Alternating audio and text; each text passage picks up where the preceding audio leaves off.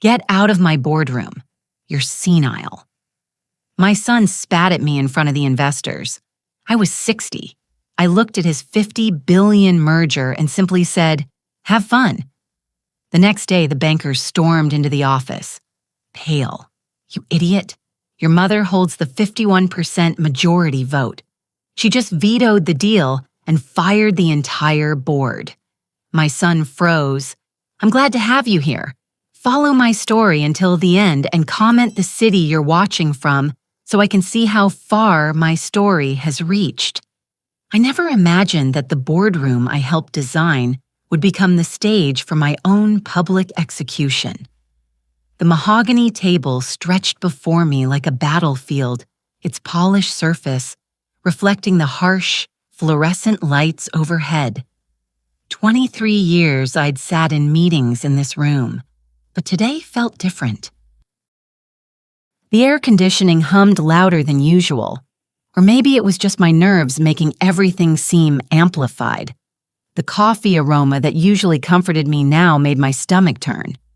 Keith stood at the head of the table.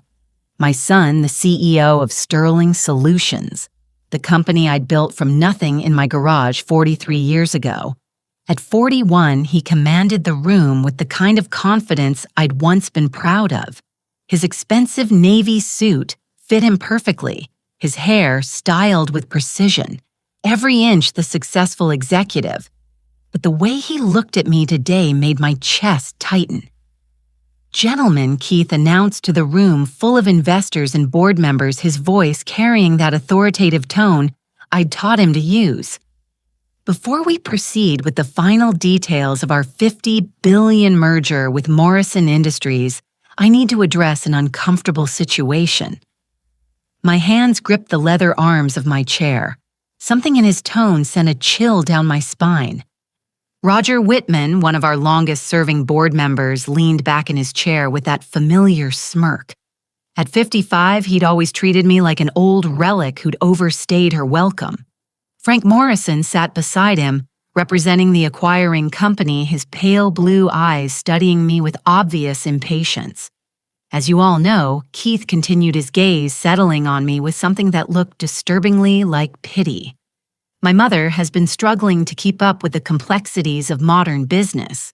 The words hit me like a physical blow. I opened my mouth to speak, but Keith held up his hand. "Please, Mother, let me finish. Mother, not Mom. Not even Renee."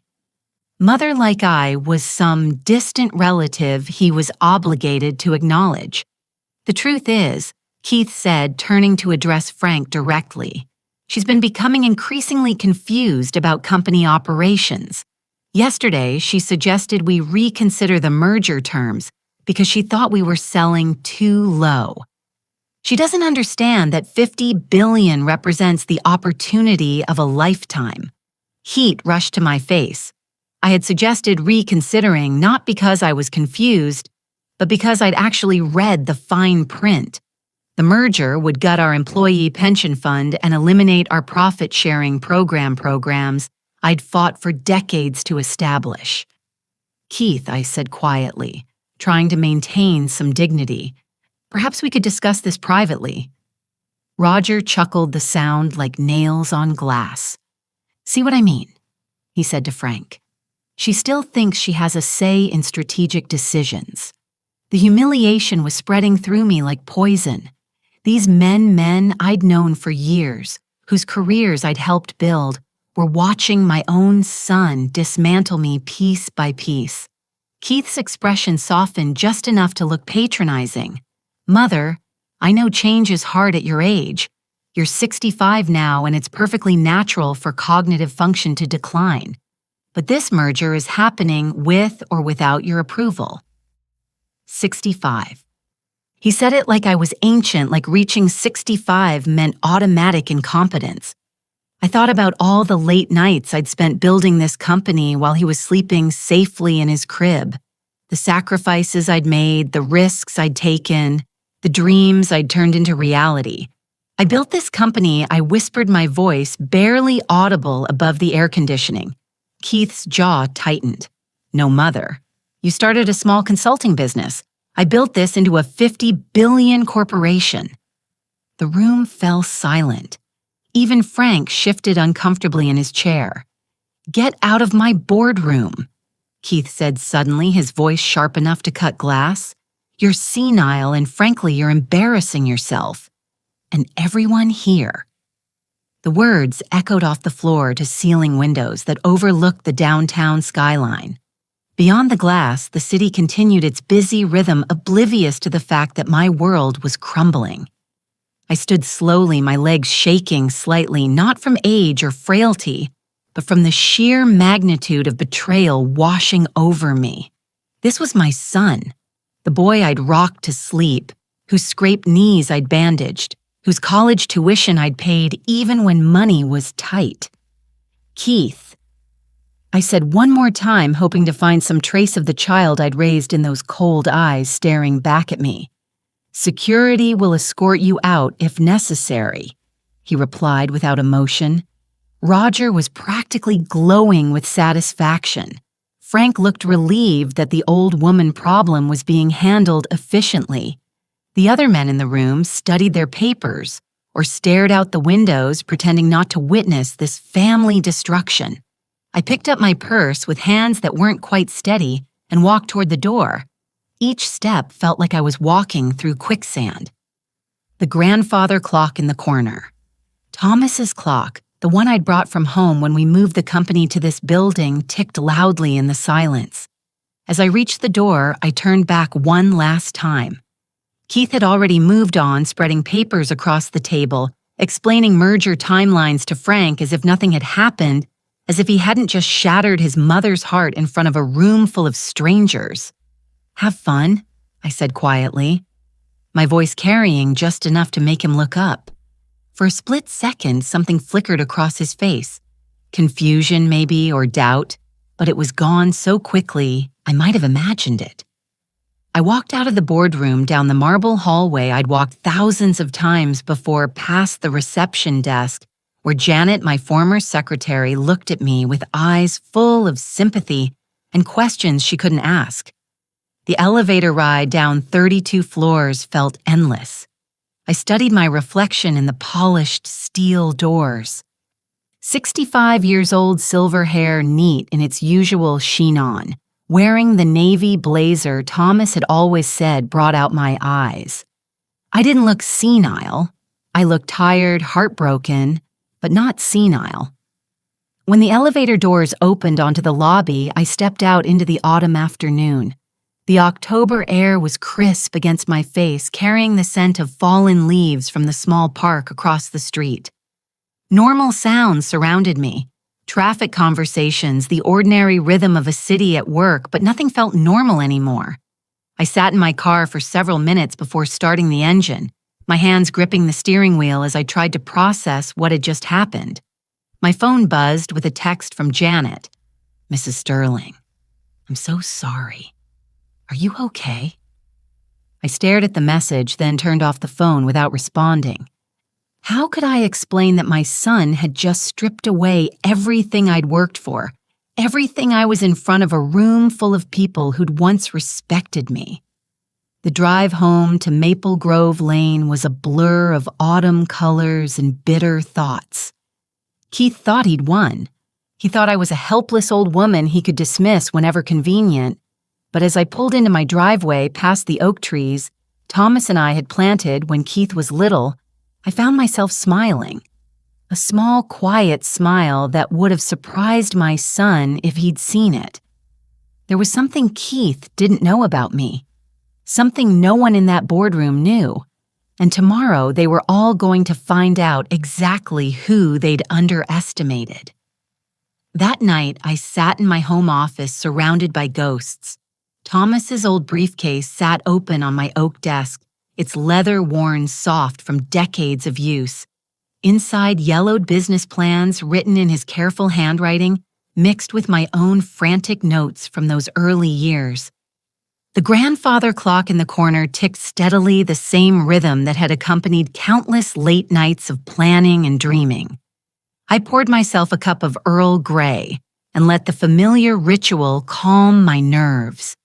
The steam rose from my favorite china cup, the one with tiny roses that Keith had given me for Mother's Day when he was 7. For the best mommy in the world, the card had said in his crooked handwriting. Where had that little boy gone? I opened my laptop and pulled up the company files I'd been reviewing for weeks. Not the sanitized reports Keith shared with the board, but the real numbers, the ones that showed exactly what this merger would cost our employees. But first I needed to remember why I was fighting for them at all. The photo album lay open beside my laptop, filled with pictures spanning 4 decades. There was Keith at 6 months old, sleeping peacefully in his crib, while I worked at my desk preparing proposals for clients who insisted on meeting with the man in charge. They'd assumed Thomas was the brain behind Sterling Solutions, never imagining that the quiet woman taking notes was actually the founder. I turned to a picture from 1985, me standing in front of our garage pregnant with Keith, holding the first contract that would change our lives.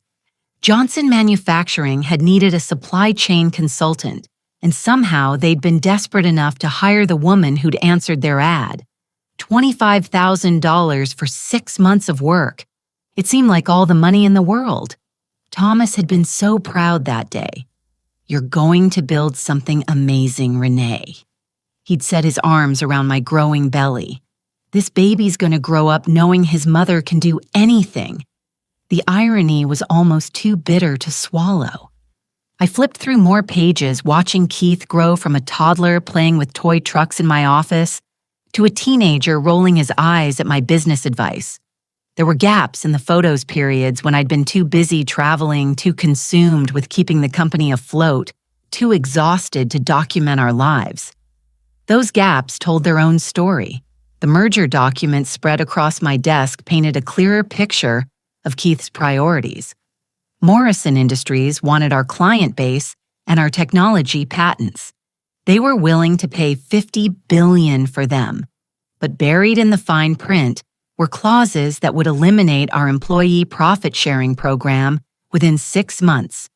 The pension fund would be restructured. Corporate speak for rated. These weren't just numbers on a balance sheet. These were Janet's retirement plans and Henry's daughter's college fund and Maria's dreams of buying her first house. People who'd worked for me for decades, who'd built this company alongside me. Keith knew about these clauses. I'd highlighted them in my review and left the documents on his desk 2 weeks ago, along with a note asking for discussion. He'd never responded. My phone buzzed with another text from Janet. Found something you need to see. Can I come by? 20 minutes later, Janet sat across from my kitchen table, her face grim. At 58, she'd been with the company for 15 years, working her way up from receptionist to executive assistant. She knew every secret, every struggle, every triumph. I wasn't supposed to see this, she said, sliding a folder across the table. But Mr. Keith left his computer unlocked when he went to lunch yesterday. Inside were email exchanges between Keith and Roger dated over the past 3 months. My heart sank as I read them. Roger. We need to accelerate Mother's transition out of company involvement. Her questions about the merger are becoming problematic. Agreed. Keith, perhaps it's time to discuss conservatorship options. At her age, a few concerned family members could easily establish diminished capacity. Let's not go that far yet. I think public embarrassment might be more effective. If she's humiliated enough, she might withdraw voluntarily. Smart thinking. Your mother always was too proud for her own good. The words blurred as tears filled my eyes. Conservatorship. They'd actually discussed having me declared incompetent. There's more, Janet said gently. Page 3. Keith's email to a real estate agent dated just last week. Please prepare market analysis for 15 Maple Grove Lane. We'll need quick sale probably within 60 days of merger completion. Estate planning purposes. My house. He was planning to sell my house. Janet, I whispered. Did Keith ever mention what he thinks my role will be after the merger? She looked uncomfortable. He's been telling people You'll be moving to a nice assisted living facility somewhere you can get the care you need. The full picture crystallized with devastating clarity. Keith wasn't just pushing me out of the company, he was erasing me entirely. The merger money would fund his vision of a life where I was safely tucked away, no longer an inconvenience or embarrassment. Mrs. Sterling, Janet said carefully, "I know this isn't my place, but there has to be something you can do. This company is yours. You built it from nothing." I stared at Thomas's old briefcase, remembering the night he'd died. Cancer had taken him quickly, but he'd lived long enough to see Sterling Solutions go public. I'd held his hand as he made me promise to protect what we'd built together. "Take care of our legacy," he'd whispered. "But more than that, take care of yourself. Keith's young. He'll make mistakes. Don't let him destroy what you sacrificed so much to create." What I'd sacrificed. The missed school plays because I was traveling to client meetings. The family vacations postponed for product launches. The nights I'd worked until dawn while Keith slept, dreaming of the secure future I was building for him. I told myself those sacrifices were worth it, that Keith would understand someday, would appreciate what I'd given up for his security. Instead, he saw my dedication as evidence of my failures as a mother. "Janet," I said finally, "I need you to do something for me, but it has to stay between us." She leaned forward, her eyes sharp with attention. "I need you to call Margaret Davidson. Tell her I need to see her tomorrow morning early." Margaret had been my lawyer for 20 years. More importantly, she was one of the few people who knew about the documents Thomas had insisted on creating before his death. Documents that Keith had never seen, had never even suspected existed. "Should I tell her what this is about?" Janet asked. I smiled, and this time it wasn't the quiet, mysterious smile from the boardroom. This was the smile of a woman who'd spent 40 years learning that the most powerful moves were the ones nobody saw coming. "Tell her it's time to remind my son that his mother isn't quite as helpless as he thinks." After Janet left, I sat alone in my kitchen, surrounded by the evidence of Keith's betrayal. The house felt different now, not like the home I'd lovingly maintained for decades, but like a fortress under siege. I walked through the rooms Thomas and I had filled with dreams and memories. The living room where Keith had taken his first steps, the kitchen where I'd helped him with homework while conference calls played in the background, the garden where he'd helped me plant the roses that still bloomed outside my office window. Keith thought he could erase all of this with a few legal documents and some public humiliation. He thought I was too old, too tired, too beaten down to fight back. But tomorrow morning, Margaret and I were going to show him exactly how wrong he was. Margaret Davidson's law office hadn't changed in 20 years. The same burgundy leather chairs, the same wall of law books that probably cost more than most people's cars, the same faint smell of expensive coffee and old paper. But sitting across from her mahogany desk that morning, everything felt different. At 62, Margaret had the kind of sharp intelligence that made opposing lawyers nervous. Her silver hair was pulled back in a severe bun, and her reading glasses hung from a chain around her neck like a weapon waiting to be drawn. She'd been my lawyer since the early days of Sterling Solutions, back when we could barely afford her retainer. "Renee," she said, pouring coffee from an antique silver service. Janet's message was intriguing. She said, "You need to remind Keith of something he's forgotten." I accepted the delicate china cup, my hands steadier than they'd been in days. "Margaret, I need to know exactly what power I have. The real power, not what Keith thinks I have." She raised an eyebrow and walked to her safe, a massive black steel monument that dominated one corner of the office. The combination lock clicked as she turned it, and I heard the heavy door swing open. "I was wondering when you'd ask about this," she said, returning with a thick manila folder marked Sterling Family Trust Confidential. My heart started beating faster. Thomas had insisted on creating this trust in the months before he died, but the cancer had progressed so quickly that we'd never had time to fully discuss the details.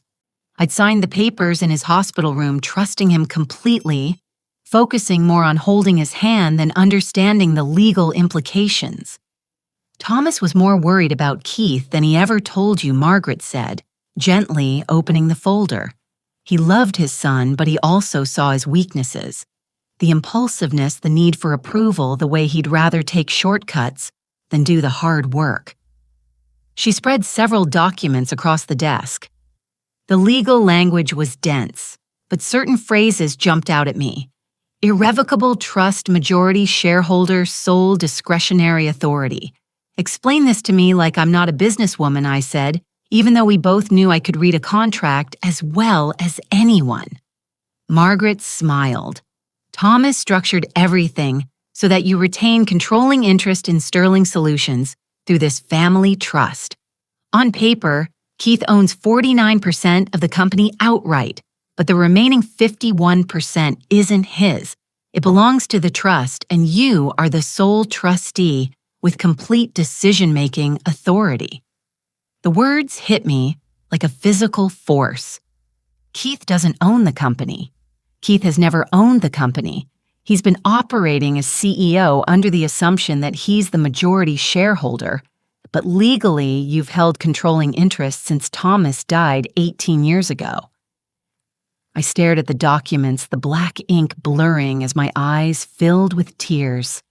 Not tears of sadness this time, but of something I hadn't felt in years. Hope. Why didn't Thomas tell me the details? Margaret's expression softened. He was dying, Renee. He trusted you to figure it out when the time was right. He also hoped that time might never come, that Keith would mature into the kind of leader who deserved to inherit what you'd built. I thought about yesterday's humiliation, about Keith's plan to sell my house, about the email discussing conservatorship. That time has come. Indeed it has. Margaret pulled out another document. There's more. The trust also gives you veto power over any major corporate decisions, mergers, acquisitions, changes to employee benefit structures, executive compensation over $2 million annually. All of it requires your written approval. My hands shook as I reached for the paper. There it was in black and white. The $50 billion Morrison merger required trustee approval. Keith's signature meant nothing without mine. Margaret, the merger is supposed to be finalized tomorrow. Keith thinks it's a done deal. Is it? She asked, her tone carefully neutral. I thought about the employees who would lose their pensions, about Janet, who'd worked 15 years believing her retirement was secure, about Henry and Maria, and dozens of others who'd trusted me to protect what we'd built together. No, I said firmly, it's not. Margaret nodded approvingly. Then we need to move quickly. I'll need to file the appropriate paperwork to make your trustee status official with the SEC and notify Morrison Industries that the merger requires additional approval. That should buy us some time. How long before Keith finds out? Probably this afternoon. The Morrison legal team will contact Sterling's lawyers the moment they receive our filing. A delicious sense of anticipation spread through my chest. Keith had spent yesterday treating me like a doddering old woman who couldn't understand basic business concepts. Today he was going to discover that his mother held all the cards. There's one more thing, Margaret said, pulling out a sealed envelope marked with Thomas's distinctive handwriting. He asked me to give this to you when you activated the trust. My fingers trembled as I opened the envelope. Inside was a letter in Thomas's careful script. My dearest Renee, if you're reading this, it means Keith has forced you to use the power I've given you. I'm sorry it came to this. I'd hoped our son would grow into a man worthy of your sacrifices, but I also knew that might not happen. You gave up so much to build our company and raise our boy. You missed parties and vacations and quiet evenings because you were fighting for our family's future. Keith never understood those sacrifices because I made sure he never had to. Maybe that was my mistake. But now it's time for you to fight for yourself. Use this power not just to protect the company, but to reclaim your own life. You are not too old, not too tired, and certainly not too weak to run what you created. Trust yourself, my love. You always were the stronger one. Forever yours, Thomas. I read the letter twice, tears streaming down my cheeks. Thomas had known. Somehow he'd seen this day coming and had given me the tools I needed to survive it. Renee Margaret said softly, "What do you want to do?" I wiped my eyes and looked at her steadily. "I want to go to the office. I want to be there when Keith gets the news. That's probably not the best idea legally. It could look like you're trying to ambush him." "I'm not ambushing him," I said, standing up with more strength than I'd felt in months. "I'm reminding him that his mother isn't the helpless old woman he thinks she is." Margaret gathered the documents into a neat stack. "I'll have copies delivered to Keith's office within the hour, along with formal notification that any merger discussions need to include the trustee. I'll also prepare a board resolution recognizing your authority as majority shareholder. And Margaret, I want a complete audit of Keith's decisions over the past year. Every contract, every personnel change, every expense over $10,000. Her eyes gleamed with professional satisfaction, looking for evidence of mismanagement, looking for evidence that my son has forgotten that running a company isn't a game. 2 hours later, I sat in my car outside the Sterling Solutions building, watching employees hurry in and out through the glass doors. These people had trusted me to build something that would last, that would provide for their families. Keith was willing to sacrifice their security for his own glory. My phone rang. Janet's number. "Mrs. Sterling, you need to know Mr. Keith just got some kind of legal documents. He's been screaming at Roger and Frank for the past 20 minutes. The whole office can hear him. What's he saying? Something about impossible and how this can't be legal. Mrs. Sterling, what did you do?" I smiled watching a young woman struggle with an armload of files as she approached the building. 20 years ago, that had been me, working too hard, dreaming too big, believing that effort and intelligence could overcome any obstacle. I reminded my son that his mother taught him everything he knows about business. I said, but apparently I didn't teach him everything I know. Should I tell him you're here? No, Janet, let him figure it out himself. He's always been such a smart boy. I'm sure he'll work it out eventually. I hung up and leaned back in my seat, feeling lighter than I had in years. Tomorrow the Morrison merger would be officially dead. Keith would have to face the consequences of dismissing his mother as a senile old woman, and I would finally reclaim what had always been mine. The girl with the files had made it safely inside. Through the glass windows, I could see Keith pacing in his corner office, gesticulating wildly at Roger and Frank. His face was red with anger and confusion. He was about to learn that underestimating your mother is a mistake you only make once. I wasn't planning to go inside, but when I saw Frank Morrison's black sedan screech into the parking lot, I knew I couldn't miss this. Frank climbed out of his car like a man facing execution. His normally perfect hair disheveled, his tie askew. Behind him came two other men in expensive suits. Morrison Industries' legal team, no doubt. Their faces were pale, their movements sharp with barely controlled panic. This was going to be better than I'd imagined. I followed them into the building, keeping my distance. Janet looked up from the reception desk with wide eyes as I approached. "Mrs. Sterling, I don't think you should." "It's fine, Janet," I said quietly. "I have every right to be in my own building." The elevator ride to the 32nd floor felt different today. Instead of the shame and heartbreak that had weighed me down yesterday, I felt something I hadn't experienced in years: anticipation. The woman reflected in the polished steel doors looked calm, composed, maybe even a little dangerous. The hallway was buzzing with nervous energy. Employees clustered in small groups, whispering urgently.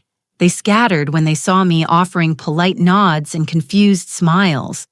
Word had clearly gotten out that something major was happening, but no one understood what. I could hear Keith's voice before I reached his office, loud and increasingly frantic. The door was open, and through it I could see Frank pacing near the windows, while Keith sat behind his desk. Papers scattered across its surface like the aftermath of an explosion. "This is impossible," Keith was saying, his voice tight with disbelief. "My mother has no legal authority over merger decisions. She's not even on the board of directors anymore." Frank stopped pacing and turned to face him. "Keith, I don't care about your family dynamics. What I care about is that Morrison Industries just received official notification that this merger requires approval from the Sterling Family Trust, and that your mother is the sole trustee with veto power. That's ridiculous. I own 60% of this company." Roger, sitting in one of the leather chairs, cleared his throat nervously. "Actually, Keith, according to these documents, you own 49%. The rest belongs to a family trust created by your father before he died." The color drained from Keith's face. "That's not possible. I've seen the corporate filings. I know exactly what I own." One of Morrison's lawyers stepped forward, consulting a tablet. "Mr. Sterling, I'm afraid the filings you've been reviewing show your personal shareholding, not the complete ownership structure. The trust shares were never transferred to your name." Keith stood up abruptly, knocking over his coffee cup. The dark liquid spread across the papers on his desk, staining the merger documents. "Get Margaret Davidson on the phone right now." "I already spoke with Ms. Davidson," Frank said coldly. "She confirmed that Mrs. Renee Sterling has complete discretionary authority over all trust assets and decisions." "The merger cannot proceed without her written approval. Then get my mother on the phone," Keith Rogers said carefully. "After yesterday's board meeting, I'm not sure she's inclined to take your calls." That's when Keith noticed me standing in the doorway. His face went through several expressions: surprise, confusion, and finally something that might have been fear. "Mother," he said, his voice carefully controlled, "I was just going to call you. There seems to be some confusion about our corporate structure." I stepped into the office, moving slowly, savoring the moment. Frank and his lawyers watched me like I was a dangerous animal that might attack at any moment. Roger shifted uncomfortably in his chair, probably remembering yesterday's smug confidence. "No confusion, Keith," I said pleasantly. Just information you never bothered to learn." "Mother, we need to discuss this privately." "Oh, I think we're past private discussions," I replied, settling into the chair facing his desk. "After all, you had no problem discussing my alleged incompetence in front of these gentlemen yesterday." Frank stepped forward, his expression desperate. "Mrs. Sterling, I'm sure we can resolve this misunderstanding. Perhaps we could discuss revised terms for the merger." "There won't be a merger," I said simply. The room fell silent except for the hum of the air conditioning. Keith's mouth opened and closed like a fish gasping for air. "You can't do this," he finally managed. "This deal is worth $50 billion. It's the opportunity of a lifetime." "For whom?" I asked. "Certainly not for the 400 employees who will lose their pension benefits. Not for the families who depend on our profit-sharing program. Those are minor details that can be negotiated." I laughed, the sound sharp enough to make Roger flinch. "Minor details, Keith. Those people built this company alongside me. Their families matter more than your bonus structure." Keith's composure finally cracked. "You're being emotional and irrational. This is exactly why I said you weren't capable of making strategic decisions anymore. Emotional, I repeated slowly. Is that what we're calling protecting our employees now? Frank tried again. Mrs. Sterling, perhaps if we could adjust the terms to address your concerns about employee benefits. Mr. Morrison, I said, turning to face him directly, your company's track record speaks for itself. 3 acquisitions in the past 5 years, and in every case, employee benefits were eliminated within 18 months. Why would this be different? His face flushed red. Those were necessary restructuring decisions. And this is a necessary decision too. The answer is no. Keith slammed his hand on the desk, sending papers flying. You can't destroy everything I've worked for because you're angry about one board meeting. One board meeting, I stood up, feeling my own anger rise. Keith, yesterday you called me senile in front of a room full of people. You told me to get out of my own boardroom. You treated me like a doddering old woman who couldn't understand basic business concepts. I was trying to protect you from what? From participating in decisions about the company I built, the company I sacrificed 40 years of my life to create. Roger tried to interrupt. Mrs. Sterling, perhaps we could schedule another meeting when emotions aren't running so high. Emotions, I said, my voice dangerously quiet. Mr. Whitman, yesterday you sat in that chair and laughed when my son humiliated me. You said it was a relief that the old woman problem was being handled efficiently. Did you think I wouldn't find out? Roger's face went white. Keith looked between us, confusion replacing anger. Keith, I continued, I know about the emails, the discussions of conservatorship, the plans to sell my house, the assisted living facility you've already researched. How do you... He stopped himself, but it was too late. How do I know? Because unlike you, I still have friends in this company, people who remember what loyalty means. Frank made one last desperate attempt. Mrs. Sterling, if we could just Mr. Morrison, I said, cutting him off. I suggest you and your team leave now. The merger is dead and it won't be resurrected. Keith can show you out. Frank's lawyers were already packing their briefcases. The merger they'd spent months negotiating had just evaporated in a single conversation with a woman they'd probably dismissed as irrelevant. This isn't over, Frank said as he headed for the door. Yes, I replied calmly, it is. After Morrison's team left, the office fell silent. Keith sat heavily in his chair, staring at the coffee-stained merger documents. Roger had disappeared, probably to start updating his resume. Mother, Keith said quietly, we need to talk. Now you want to talk? I observed. Yesterday, you wanted me escorted out by security. I was protecting the company's interests. No, Keith, you were protecting your own interests. There's a difference. I moved toward the door, then paused. Oh, and Keith, tomorrow morning, the board will be meeting to discuss some changes to company leadership. I suggest you prepare accordingly. His head snapped up. What kind of changes? I smiled, the same quiet smile I'd worn leaving the boardroom yesterday, the kind that happen when you underestimate your mother.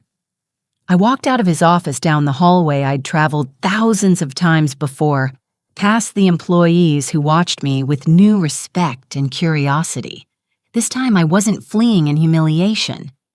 I was walking out as what I'd always been, the owner of Sterling Solutions. The elevator doors closed and I saw my reflection again. The same silver hair, the same navy blazer. But the woman looking back at me was different, stronger, vindicated. Tomorrow, Keith would learn that there were consequences for betraying the person who gave you everything, and I would finally reclaim what had always been mine. The Sterling Solutions boardroom had never felt more like mine than it did that Thursday morning. I arrived early before 8 Ori and took my place at the head of the mahogany table where I belonged. The same chair Keith had dismissed me from just 2 days earlier. The morning light streaming through the floor to ceiling windows caught the dust motes dancing in the air, and for a moment, I remembered the very first board meeting we'd held in this room back when Keith was still in college and the company was worth a fraction of what it had become. Janet had prepared everything exactly as I'd requested. Fresh coffee and the silver service copies of the trust documents at each seat, and a stack of audit reports that would make very interesting reading. She'd also done something I hadn't asked for. She'd placed a single red rose beside my water glass, Thomas's favorite flower. For courage, she'd whispered when she brought it in. Margaret sat to my right, her briefcase open and organized with the precision of someone who'd spent 40 years winning legal battles. She looked like a general preparing for war, which I suppose she was. "Are you ready for this?" she asked quietly. I touched the rose petals gently. I've been ready for 18 years. I just didn't know it. The board members began arriving at exactly 9:00. Roger came in first, looking like he hadn't slept. His usually perfect silver hair was mussed, and his tie hung loose around his neck. He stopped short when he saw me at the head of the table. "Renee," he said carefully. "I wasn't expecting you to attend this meeting." "No," I replied pleasantly. "I imagine you weren't." Frank Morrison's replacement, David Chen, arrived next. Unlike Frank, David had the good sense to look nervous. Morrison Industries had scrambled to send someone to salvage their reputation after yesterday's disaster, but we all knew there was nothing left to salvage. Keith was the last to arrive, and the change in him was startling. Gone was the confident executive who'd humiliated me 2 days ago. His expensive suit couldn't hide the defeated slump of his shoulders, and his eyes had the hollow look of someone who'd spent the night realizing his entire world had shifted beneath his feet. He took the seat across from me, the one usually reserved for visiting executives, not the CEO's chair. That message wasn't lost on anyone in the room. "Good morning, everyone," I said, my voice carrying easily across the room. "Thank you for coming to this emergency board meeting. I know this is unusual, but recent events have made it necessary." Roger cleared his throat. "Renee, before we begin, I think we should address the elephant in the room. The Morrison merger is dead."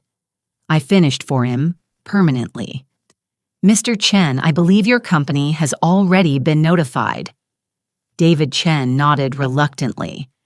"Mrs. Sterling Morrison Industries is prepared to discuss alternative arrangements." "There won't be any arrangements, Mr. Chen. Your company's track record with employee benefits makes any partnership impossible. You can show yourself out." Chen gathered his papers with obvious frustration. "This decision will cost Sterling Solutions billions in lost opportunities." "Mr. Chen," I said, standing slowly, "I've been making business decisions since before you were born. I think I can handle the consequences." After he left, the boardroom fell into uncomfortable silence. Keith stared at his hands while Roger fidgeted with his pen like a nervous schoolboy. "Now then," I continued, settling back into my chair, "let's discuss the real purpose of this meeting. Margaret." My lawyer stood and began distributing copies of the audit report. Over the past 18 months, this company has made several questionable decisions under Keith Sterling's leadership. The documentation is quite illuminating. Keith's head snapped up. "What audit? I never authorized any audit." "You didn't need to," I replied calmly. "As majority shareholder and trustee of the Sterling Family Trust, I authorized it. Just like I authorized the review of your compensation package, your expense accounts, and your decision-making process." Roger opened his copy of the report, and I watched his face go white as he read the first page. Keith reached for his own copy with trembling hands. "Some highlights," Margaret continued in her crisp professional tone. "Executive compensation increased by 300% over 18 months. Employee benefit contributions decreased by 25%. Profit-sharing payments delayed by an average of 90 days. And my personal favorite, a company retreat in Aspen that cost $400,000 for 12 executives. Keith's voice was barely a whisper. Those were standard business expenses. Standard. I laughed, the sound echoing off the windows. Keith. I built this company by staying in Holiday Inns and flying coach. You spent more on wine at that Aspen retreat than we used to spend on annual bonuses for our entire staff. The business environment is different now. No, you are different. I cut him off. The boy I raised understood the value of money because he watched me work 3 jobs to keep us afloat. The man sitting across from me has forgotten where he came from. Roger tried to regain some control of the situation. Renee. I think we're all letting emotions cloud our judgment. Keith has increased company profits by cutting employee benefits and inflating his own salary. I finished. Roger. Did you know that Keith's annual compensation is now higher than the total payroll for our entire accounting department? The silence that followed was deafening. Margaret pulled out another document. There's more. Keith Sterling has also been in discussions with 3 other merger candidates, all of whom would result in significant employee layoffs. The Branson Group proposal would eliminate 40% of current positions. The Hartwell Industries offer would move operations overseas. Keith finally found his voice. Those were preliminary discussions, exploratory only. Exploratory, I repeated, tasting the word like something bitter. Keith, were you planning to explore these options before or after you had me declared incompetent? His face flushed red. That was never. Roger, I said, turning to face him directly, would you like to read the email you sent to Keith on October 15th? The one about conservatorship options. Roger's pen fell from his nerveless fingers. Renee, that was taken out of context. Context, I stood up feeling the full weight of my authority for the first time in years. The context is that you and my son discussed having me declared mentally unfit so you could proceed with your plans without interference. The context is that you laughed when Keith called me senile. The context is that you've both forgotten that I am not some doddering old woman you can dismiss when convenient. Keith tried one more time. Mother, please, we can work this out. Family should stick together. The word family hung in the air like an accusation. Family, I said slowly. Keith, when you planned to sell my house, were you thinking about family? When you researched assisted living facilities without telling me, was that family loyalty? When you humiliated me in front of a room full of strangers, was that how family treats each other? Tears were streaming down his face now, but I felt no sympathy. The time for sympathy had passed when he'd chosen greed over gratitude. Here's what's going to happen, I announced to the room. Effective immediately, I am resuming the role of Chief Executive Officer of Sterling Solutions.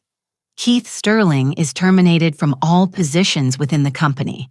You can't do this, Roger protested. Keith has a contract. Keith's contract includes a clause about conduct detrimental to company interests, Margaret said smoothly. Attempting to have the majority shareholder declared incompetent certainly qualifies. I turned to Roger. Mr. Whitman, your services are also no longer required. Your replacement will be announced within the week. Roger sputtered with outrage. This is insane. You can't run this company at your age. You don't understand modern business practices. Roger. I said, my voice deadly quiet. I understand business practices just fine. What I don't understand is how you forgot that I've been successfully running companies since before you graduated law school. Keith suddenly stood up, knocking over his chair. This is my life's work. You can't just take it away. Your life's work. The words came out harder than I'd intended. Keith, I gave birth to you in the same year I incorporated this company. I nursed you while reviewing contracts. I taught you to walk in the hallway outside my first real office. This company isn't your life's work. It's mine. You've just been borrowing it. He stared at me like I was a stranger, which perhaps I was. For too long, I'd been the accommodating mother, the retired founder who stayed out of the way. He'd never met the woman who'd fought tooth and nail to build something from nothing.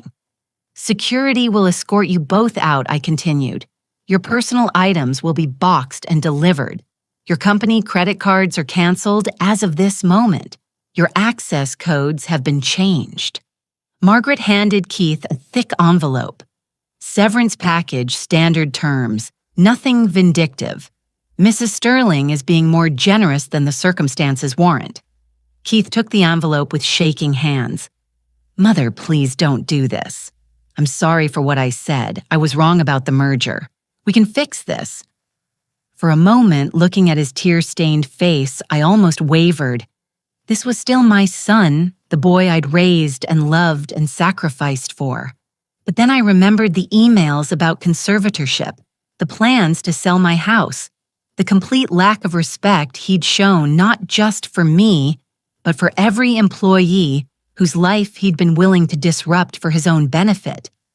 Keith, I said gently, some mistakes can't be fixed. Some trust, once broken, can't be repaired. You made your choices, and now you have to live with them. Security arrived at Margaret's signal. Two professional men in dark suits who treated the situation with appropriate discretion. Keith walked out under his own power, his shoulders shaking with either rage or grief. Roger followed, still sputtering about lawsuits and wrongful termination. When the boardroom was finally empty except for Margaret and me, I sank back into my chair, suddenly exhausted. How do you feel? Margaret asked. I looked around the room where I'd been humiliated, where I'd been dismissed as irrelevant. The same room where I'd just reclaimed everything that had always been mine, like I can finally breathe again. 6 months later, I stood in the same boardroom where my son had once called me senile. But everything had changed. The morning sun streamed through windows that had been professionally cleaned for the first time in years, casting warm light across the mahogany table, where 8 new board members sat reviewing quarterly reports. Real reports this time, not the sanitized versions Keith used to present. Numbers that showed a company not just surviving, but thriving. Employee satisfaction is up 37% since January. Janet reported from her new position as Director of Human Resources. At 58, she'd finally gotten the promotion she deserved for years. The restored profit-sharing program and pension contributions have been extremely well received. Henry Morrison, our new Chief Financial Officer, no relation to Frank Morrison, thankfully nodded approvingly. The financial impact has been minimal. Employee productivity has increased enough to offset the additional benefit costs. I smiled, remembering how Keith had insisted these programs were unnecessary luxuries. Funny how treating people well actually improved business performance. Who could have predicted that? What about the Hartwell partnership? Asked Sarah Chen, our youngest board member at 34. I'd promoted her from senior analyst after discovering that Keith had been ignoring her innovative market research for months. Moving forward as planned, I replied, but unlike Keith's approach, we're maintaining full employment. No layoffs, no benefit cuts. Hartwell was initially resistant, but when I explained that our employees are our greatest asset, they understood. The irony wasn't lost on me. Keith had been so focused on finding buyers for the company that he'd never considered selective partnerships that would strengthen rather than dismantle what we'd built. After the meeting, I retreated to my office, Keith's old corner office. Actually, I'd moved back into the space I'd occupied for 20 years before stepping aside for my son. The view of the city skyline was spectacular, But what I loved most was the framed photo on my desk. Thomas and me on our wedding day, young and hopeful and ready to conquer the world together. The intercom buzzed. Mrs. Sterling Janet's voice came through. "You have a visitor. He doesn't have an appointment, but I knew without asking. I'd been expecting this visit for weeks." Keith looked older than his 41 years as he sat across from my desk.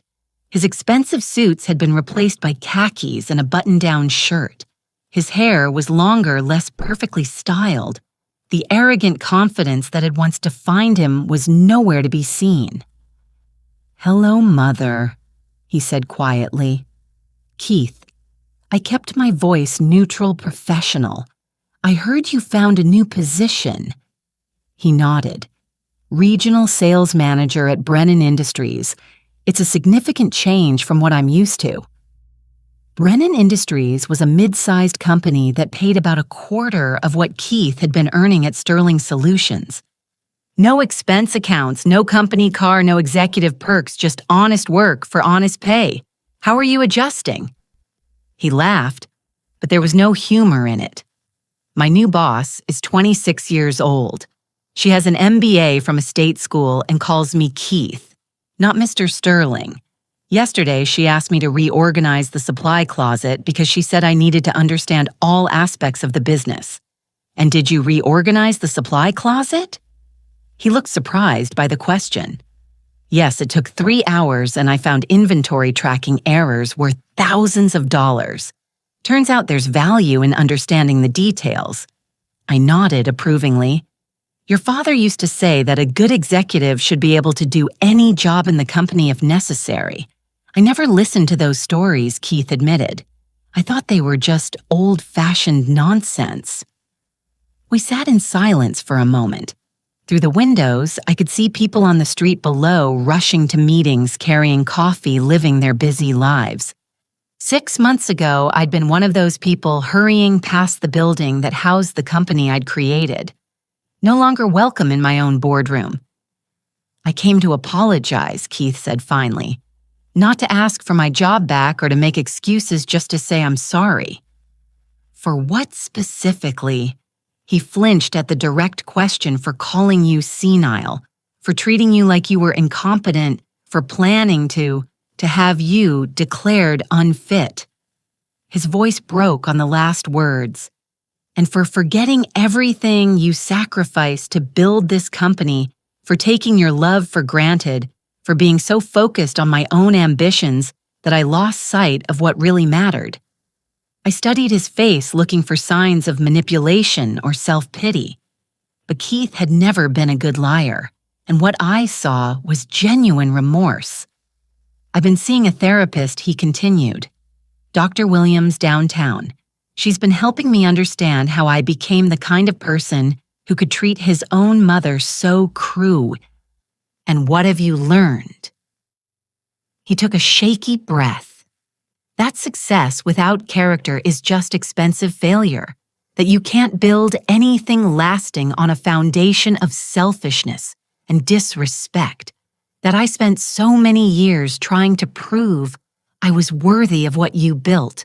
That I forgot to be worthy of who you are." The words were exactly what I'd longed to hear for months, but they couldn't erase the damage that had been done. The trust between us had been shattered, and trust once broken is nearly impossible to rebuild. "Keith," I said gently, "I'm glad you're getting help. I'm glad you're learning to see things differently, but an apology doesn't undo the choices you made. I know." Tears were streaming down his face now. "I know I can't fix this. I just needed you to know that I finally understand what I lost.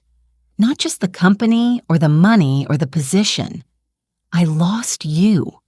I lost the respect of the person whose opinion mattered most." I reached into my desk drawer and pulled out a small wrapped package. "I was going to have this delivered to your apartment, but since you're here," Keith unwrapped it carefully. Inside was a photo from his college graduation. Him in his cap and gown, me standing beside him with pride radiating from my face. We looked happy. We looked like family. I want you to have this, I said. Not because I forgive everything, but because I want you to remember that person you were before ambition and greed changed you. He held the photo like it was made of glass. Do you think there's any chance we could rebuild our relationship someday? The question I'd been dreading, the one I'd been asking myself for months. I don't know, I answered honestly. Right now, I need time to heal from what happened. And you need time to prove that the changes you're making are real, not just convenient. Keith nodded, wiping his eyes. If I could do it over. But you can't, I said firmly. None of us can. We can only move forward and try to do better. He stood to leave, then paused at the door. Mother, for what it's worth, the company looks incredible. Everything you've done in the past 6 months, the employee programs, the new partnerships, the growth strategy, it's brilliant. Dad would be so proud. After he left, I sat alone in my office as the afternoon sun cast long shadows across the carpet. The photo he'd given back to me sat on my desk next to the one of Thomas and me. 2 different versions of happiness separated by decades of choices and consequences. My computer chimed with a new email from Sarah Chen, confirming that the Peterson Industries partnership had been finalized. Another company that wanted to work with us because of our reputation for integrity and employee treatment, not because they wanted to strip us for parts. I thought about Keith starting over at 41, learning humility from a boss young enough to be his daughter. It wouldn't be easy for him, but maybe that was exactly what he needed. Maybe real character could only be built through real struggle. Margaret knocked on my door frame. How are you doing? Better, I said, and realized it was true. Much better. Any regrets about Keith? I considered the question seriously. 6 months ago, the thought of firing my own son would have been unimaginable. Now looking at the quarterly reports that showed every department thriving at the employee satisfaction surveys that revealed genuine excitement about the company's direction at the new partnerships built on mutual respect rather than predatory acquisition, I knew I'd made the right choice. No, I said finally, no regrets. That evening, I drove home to Maple Grove Lane past the oak trees that had grown tall and strong over the decades. My house, despite Keith's plans, looked warm and welcoming in the twilight.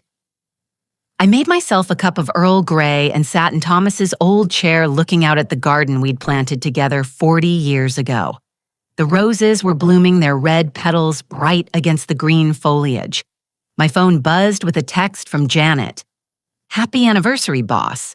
1 year since you incorporated Sterling Solutions. Here's to 40 more. I smiled, realizing she was right. It had been exactly 41 years since I'd filed the paperwork to make Sterling Solutions official. 4 decades of building, struggling, growing, and finally reclaiming what had always been mine. I raised my teacup in a silent toast. To Thomas, who'd given me the tools I needed to protect our legacy. To Janet and the employees, who'd remained loyal when loyalty seemed pointless. To Margaret, who'd helped me remember my own strength.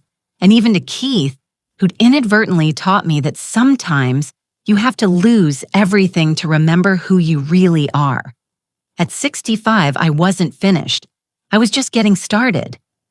The roses outside my window swayed gently in the evening breeze, and for the first time in years, I felt completely at peace. I had work to do, a company to run, and employees to protect. But most importantly, I had finally reclaimed not just my business, but myself. Tomorrow would bring new challenges, new opportunities, new decisions to make. But tonight I was exactly where I belonged, in my own home, in my own life, surrounded by the fruits of 4 decades of hard work and determination. Keith had called me senile, but I'd proven that age is just experience in disguise. And experience, it turns out, is the most powerful weapon of all. Now I'm curious about you who listen to my story. What would you do if you were in my place? Have you ever been through something similar? Comment below.